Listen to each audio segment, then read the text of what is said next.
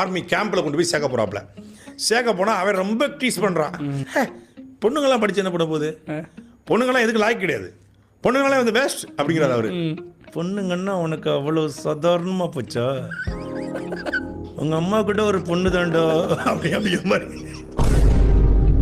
பொண்ணு வந்து auto driver வந்து சாக்லேட் வாங்கி கொடுத்து இப்படி தொட்டுட்டான் அப்படின்னு சொல்லி சொன்னாங்க. உடனே வந்து பாப்பா டெய்லி இந்த அங்கிள் உனக்கு சாக்லேட் வாங்கி கொடுத்து தொடுறாருமா,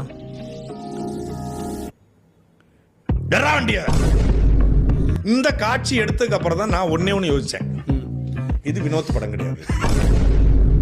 இப்படி போய்கிட்டு இருக்கா, இப்படி போய்கிட்டு இருக்கும்போது இடையில ஒருத்தன் சொன்னா,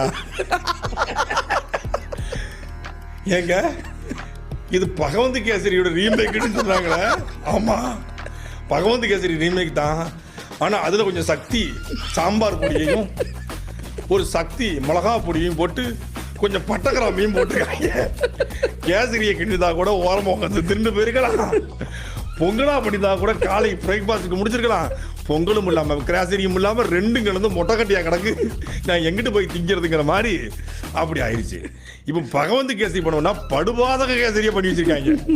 அதாவது முதல் காட்சியிலேருந்து வரும்போது அப்படியே பகவந்த் கேசரி மாதிரியே இருக்கும், நம்பி உட்கார்ந்தோம்னா சடக்குன்னு சொல்லிடுறாங்க.